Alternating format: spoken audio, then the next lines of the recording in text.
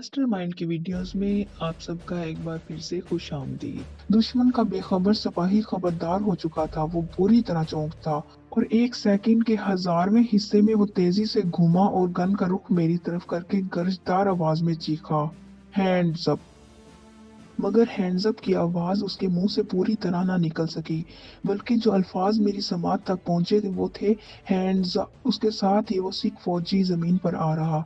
उसकी इस पोजीशन पर मेरी हंसी और तेज हो गई, मगर मैंने मुंह पर सख्ती से हाथ रखकर आवाज को दबा दिया। मेरी इस कोशिश से आवाज तो मेरे हल्क में दब गई, मगर मैं हंसी पर पूरी तरह काबू नहीं पा सका। कमांडो वन जल्दी से झाड़ी से निकला और इस मुर्दा फौजी को घसीट कर मेरी झाड़ी में ले आया और बोला, क्या बेवकूफ़ी है, ये हंसने का कौन सा मौका था? मैंने बमुश्किल अपनी हंसी को रोकते हुए कहा, सर बुरा ना मानिएगा, दरअसल जब आपने डर कर मुझे मतवज्जा किया और मैंने देखा तो आप झाड़ी में दुबके हुए बिल्कुल एक बरसाती मेंढक लग रहे थे। बस मुझे हंसी आ गई, मगर ये हैंड्सा कैसे मर गया? तब कमांडो वन ने बताया, जैसे ही ये तुम्हारी हंसी सुनकर तुम्हारी तरफ मतवज्जा हुआ तो मुझे खतरा लाहक हुआ कि ये अब फायर कर देगा। तब भी मैंने अपने शिकारी चाकू, जो कि मैं पहले ही निकाल चुका था, फेंक मारा, जो कमर की तरफ से बिल्कुल उसके दिल पर लगा और ये वक्त ज़ाय के बगैर जहन्नुम में चला गया। अच्छा, आप दूसरे का क्या करें? मैंने पूछा। चलते हैं और इसे भी जिंदगी का बंधन से आज़ादी दिलाते हैं, कमांडो वन ने कहा, और हम दोनों दोबारा दबे पांव झाड़ियों की आड़ में छुपते छुपाते उस तरफ चले जिधर दूसरा इंडियन फौजी खड़ा था। जल्दी एक झाड़ी के पीछे हम उसकी मौजूदगी का एहसास हुआ। वो शायद बहुत जरूरी काम से फारिग हो रहा था। कमांडो वन ने मुझे आगे निकल जाने को कहा और खुद ऐन उस झाड़ी के अकब में चला गया जहां शिकार मौजूद था। चंद लम्हों के बाद मैंने करीब ही से भेड़िए के गराने की आवाज सुनी और साथ ही इस हिंदू फौजी को झाड़ी में से निकलते देखा। वो एक हाथ में बंदूक थामे और दूसरे से अपनी पलतून चढ़ाने की कोशिश करते हुए भागा आ रहा था। उसके मुंह से खौफजदा सी आवाजें निकल रही थी, बाप रे, राम राम, भेड़िया आ गया। फिर जो ही वो भेड़िया का बच्चा मेरे करीब पहुंचा, मैंने झपट कर उसकी गर्दन दबोच ली और कमबख्त का टेटोना दबा दिया। कमांडो वन भी मेरे पास पहुंच चुका था। अब हमने फैसला किया कि हम उन मुद्दा फौजियों का यूनिफॉर्म पहनकर उनकी चौकी तक पहुंचेंगे। सो मैंने उस लाश के कपड़े उतारे, उसकी जेब से फौजी शिनाख्ती कार्ड निकाला और देकर जरूरी सामान अपने कब्जे में किया। शिनाख्ती कार्ड से उसका नाम मनोहर लाल मालूम हुआ। वो एक लाइंस नायक था। बहरहाल उसके मुतल्लिक कार्ड से हासिल शुदा मालूमात मैंने अपने हाफजे में मुंतकिल की और उसे एक झाड़ी में धकेल दिया। कमांडो वन पहले ही उस दूसरे सिख फौजी का लिबास उतारने जा चुका था। मैंने जल्दी जल्दी इस हिंदू फौजी का यूनिफॉर्म पहना और कमांडो वन की तरफ चला। वो भी लिबास तब्दील किए अब सामने आईने रखा अपने चेहरे पर एक अदाद दाढ़ी का इजाफा कर रहा था। एक चिपटा सा मेकअप बॉक्स उसके हाथ में था। आधे घंटे की मेहनत के बाद कमांडो वन उस मुर्दा सिख फौजी का हमशक्ल बन चुका था। जहां पर हम लोग बैठे थे वो जगह आम गुजरगाह से काफी फासले पर थी। हमारे वहां कयाम के दौरान में कई फौजी गाड़ियां दूर दूर से गुजरी। मेकअप कर चुकने के बाद कमांडो वन ने गहरी नजरों से खुद का अपना मुआयना किया और मेरी तरफ रुख करके पूछने लगा, क्यों बाबूजी, अस्सी सिख लगदे आ ना? मैंने कहा, तुसी ता जमांदरों सिख लगदे हो जी, आप तो पैदाइशी सिख लगते हैं जी।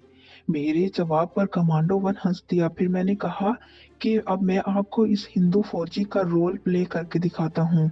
तब मैंने एक हाथ में उस मुर्दा फौजी की राइफल और दूसरे हाथ में अपनी पतलून की बेल्ट पकड़ी और बेहंगम अंदाज में भागते हुए कहा, अरे बाप रे, राम राम, भेड़िया आ गया।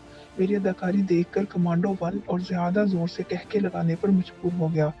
हमारे पास वक्त बहुत कम था। तयशुदा 1.5 घंटे में से 85 मिनट गुजर चुके थे और हमें जो कुछ भी करना था सिर्फ 5 मिनट के अंदर अंदर करना था। कमांडो वन का दिमाग बिल्कुल हाजिर था और मंसूबे तख्लीक पा रहे थे।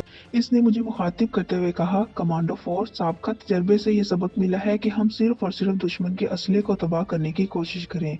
इस तरह हम इन्हें कम वक्त में ज्यादा नुकसान पहुंचा सकते हैं। लिहाजा अब तुम लोड ट्रकों को निशाना बनाओगे और मैं इस डिपो तक पहुंचने की कोशिश करूंगा, जो शायद इस इमारत के अंदर कहीं वाक़ है। बहरहाल हमें दुश्मन को नीस्तो नाबूद कर देना है। हमारे पास सिर्फ और सिर्फ 5 मिनट है। हमें जो कुछ करना है इन्हीं 5 मिनट में करना है। मैंने कहा, राइट सर, मैं बिल्कुल तैयार हूँ। फिर हम लोग वहां से उठने ही वाले थे कि एक अजीब बात रोनुमा हो गई। हमारी बाएं सीमत मगरिब की तरफ से अचानक धमाकों की सदाएं गूंजने लगी। हालांकि प्रोग्राम के मुताबिक मेजर साहब को अभी 5 मिनट के बाद हमला करना था, मगर यूं लगता था जैसे हमला हो चुका है। कमांडो वन भी कान लगाई आवाजें सुन रहा था। उसके माथे पर शिकनी नमूदार हो रही थी। वो किसी गहरी सोच में था। फिर इसने एक लंबी सांस मुंह से खारिज करते हुए कहा, शायद दुश्मन को हमारी फौज की पेशकदमी का इल्म हो गया है, इसलिए इंडियन फौज ने खुद हमला कर दिया है। अब सूरत हाल और भी ज्यादा नाजुक हो गई थी। हमें फौरन दुश्मन के हसास मकामात पर हमला करना होगा, ताकि ना सिर्फ उनकी सप्लाई लाइन कट जाए बल्कि वो दो तरफा हमले से भी खौफजदा हो और उसका एमोनेशन भी तबाह हो जाए। कमांडो फोर्स जल्दी करो, बैग से टाइम बम निकाल कर सब में 5 मिनट का वक्त मुकर्रर करो। Hurry up. मैंने जल्दी से अपने कट बैग में से टाइम बम निकाले और इनमें 5 मिनट का वक्त सेट कर दिया। कमांडो वन भी ये काम कर चुका था। हमने अपना बाकी मानदा सामान सब वहीं छोड़ा और एक झाड़ी में छुपा दिया और तकरीबन दौड़ते हुए इसाम गुजरगाह तक पहुंचे, जहां से ट्रक और जीपें गुजर रही थी। अभी हमें वहां खड़े हुए चंद लम्हे हुए थे कि एक फौजी ट्रक आता हुआ नजर आया। कमांडो वन ने उसे हाथ के इशारे से रोका। हम दोनों को ट्रक के पिछले हिस्से में सवार हो गए। ये ट्रक खाली था और अंदर इमारत की तरफ जा रहा था, शायद फौजी जवानों को लेने के लिए। हमारे इंडियन फौजी यूनिफॉर्म और मेकअप खूब काम आ रहा था। ड्राइवर को हम पर जरा शक ना हुआ। जल्द ही हम अंदर इमारत के पास पहुंच गए। यहाँ अजीब भगदड़ मची हुई थी। फौजी जवान धड़ाधड़ अपनी बैरकों से निकल रहे थे और वहाँ पहले से मौजूद ट्रकों में सवार हो रहे थे। असले से लोड ट्रक भी एक जानिब तैयार खड़े थे। सब ट्रक स्टार्ट थे और किसी भी लम्हे वहां से रवाना हो सकते थे। कमांडो वन ने मेरे कान में सरगोशी करते हुए कहा, खुदा हाफिज कमांडो फोर। मैंने भी जेरे लब अल्लाह निगहबान कहा और दोनों ट्रक से नीचे कूद पड़े। नीचे आते ही दोनों का रुख मुख्तलिफ अतराफ में हो गया। मैं ट्रकों की तरफ भाग रहा था, जबकि कमांडो वन शायद इमारत की तरफ जाने का इरादा रखता था। बहरहाल मैं ट्रकों के नजदीक पहुंचा। हंगामे और अफरा तफरी से फायदा उठाते हुए 4 टाइम बम 4 मुख्तलिफ ट्रकों में उछालने में कामयाब हो गया और बाकी मांदा एक बम मेरे लिबास की जेब में मौजूद था। ये जर्मनी साख्ता चिपटे से छोटे छोटे मगर इंतहाई ताकतवर बम थे। 4 मिनट गुजर चुके थे और सिर्फ 1 मिनट बाकी था।